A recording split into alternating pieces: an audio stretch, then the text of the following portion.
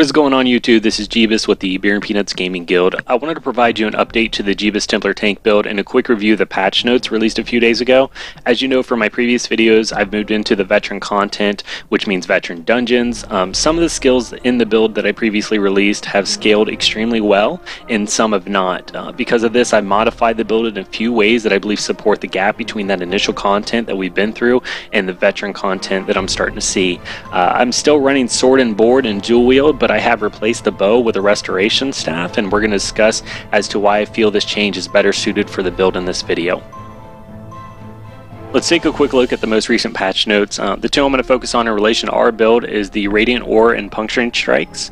It appears that Radiant Ore was the reason I was getting locked into one weapon set, so I'm actually glad they fixed that. That was a big issue in the game. Puncturing Strikes had its global cooldown reduced and its magicka cost increased. For those of you who have played to the patch prior to this, you'll know that the global cooldown was much too high on that skill. I'm not really sure why they actually increased the magicka cost associated to this skill. I can only assume it was to deter people from spamming it. I would have much rather seen a buff to some of the other skills under the Adric Spear tree, as I feel that as a tank I'm kind of locked into Puncturing Strikes, which I don't really like. I'm assuming that this will come out in future patches though. Alright guys, in normal fashion I like to cover the attributes first. Let's get this out of the way. We do 1 point in magicka, 2 point in health, and 3 point stamina. As of late I've been focused heavily on recovery stats, so you see a couple of these are actually overcharged right now, and once I pop my Radiant Ore, this goes through the roof as well. I have switched out the Boon of the Lord for Boon of the Atronach, which supports my magic recovery concept, and I'm not too focused on these pools per se. If they go up, that's great. I do use food buffs and to offset my health and my stamina pools, but other than that, as you can see, I'm almost soft capped on my magicka. For the gear setup, I like to use 5 pieces of armor or heavy armor now and 2 pieces of light. This supports my magic recovery, my passive spell resistance. I put the 2 pieces of light in the hand slot and the belt slot because they actually have the fused impact to the armor overall. So if you're going to put 2 pieces of light in your build, make sure you put it in your hand slot and your belt slot. Let's go ahead and talk about the skill setup that we're currently using. We're going to start out by covering my leveling spec and then my trash mob spec. So for leveling and trash mobs in veteran content dungeons, I like to use the sword and board with the dual wield in the offhand. The sword and board had 2 changes from my last build video, I believe. It's biting jabs and Radiant Ore. And the reason why I replaced this, and you see that I haven't actually tested this by the experience bar there, but I did test the AoE cone damage that the other morph did, and it was extremely lackluster, especially in veteran content. You need that they actually hit harder, so I'm hoping that'll see a buff in the near future. But as of right now, it's not doing what I wanted it to do, so I dropped it. Radiant Ore, I have replaced Repentance with this skill. And it's not to say that I didn't like Repentance, because I thought it was really good for leveling purposes, where you're able to down the mobs and feed off of them, get your health back, and keep going in the fight. Radiant Ore, however, provides me that sustainment that I need for those long-term veteran content boss fights. And a lot of times those boss fights weren't actually summoning adds that I could feed my Repentance off of. So that's the only reason it trumps here, and of course it puts you into some crazy overcharge stamina and health recovery while it is up. So for the dual wield setup, I still use Blood Craze, Reflective Light, Volcanic Ruin, Whirling Blades, and I have replaced my Sun Shield, which I'm kind of saddened by, but I've replaced it with Unstoppable just until I get my Bone Shield here. So I've replaced that, and the main reason I put in Unstoppable for right now is so that way I don't get locked down in those trash mobs in those veteran content dungeons, because I don't want to be locked down in my dual wield setup. The idea is to go in and be as disruptive as possible with snares, and then of course my Volcanic Rune, which is an amazing skill, and I think everybody should be using this, but this is my personal preference. I really like that skill a lot. Now, one of the things that I have noticed about the skill is sometimes when you knock them into the air, they don't register being attacked for a short duration. So I find that when you hit them with Volcanic Ruin, the most I guess viable thing to use afterwards is Whirling Blades, because for whatever reason Whirling Blades hits them while they're in the air as well. So I've never actually missed with Whirling Blades. However, I have missed with heavy attacks and some of my light attacks. So if you're going to use Volcanic Ruin, you're just looking for a little extra damage, go ahead and toss in Whirling Blades. Let's go ahead and talk about the restoration setup here real quick. With the restoration staff equip, I like to use Inner Beast, Power of the Light, Healing Springs, Rapid Regeneration, Extended Ritual, and Devouring Swarm. Now keep in mind that you are still using this alongside your Sword and Board spec, so it's not like you're losing out on your tanking ability. What you're trying to do is compensate for some healing. Allow yourself to kite a little bit with the Restoration Staff while maintaining some heal over time on yourself, and then being able to switch back into Sword and Board to take those big hits if necessary. Power of the Light provides some additional DPS support for your party, and I've seen this thing hit as hard as 1500.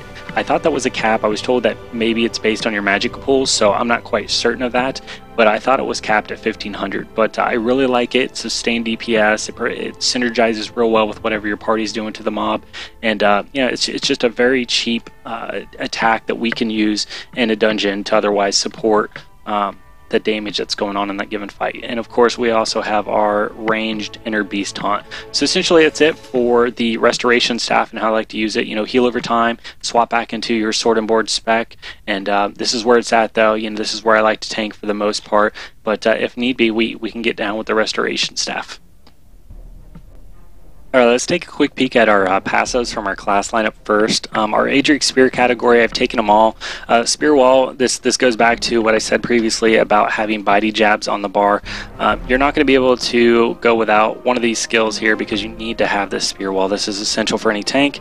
The only thing that you could potentially save points on is taking points out of Piercing Spear. I have 157 skill points I respect right before this video.